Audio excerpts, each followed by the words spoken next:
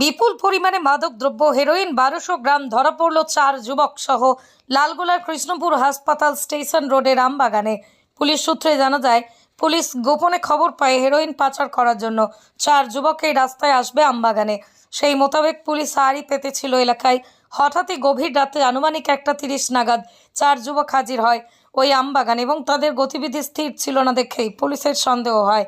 তখনই 4 জনকে ঘিরে ফেলে এবং তারা কি করতে এসেছে এই রাত্রে তা জিজ্ঞাসাবাদ করা শুরু করে। প্রথমেই তারা থতমত খেয়ে যায়। তখন পুলিশ তাদের কাছে সার্চ করলে 1200 গ্রাম হেরোইন 4 জনকে কাছ থেকে 4 প্যাকেট করে বের হয়।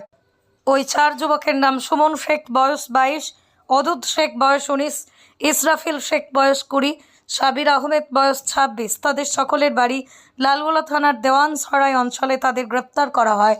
এই অভিযানে ছিলেন ভগবানগোলা এসডিপিও ডক্টর উত্তম গড়াই, সিআই ভগবানগোলা মনোজ দাস ও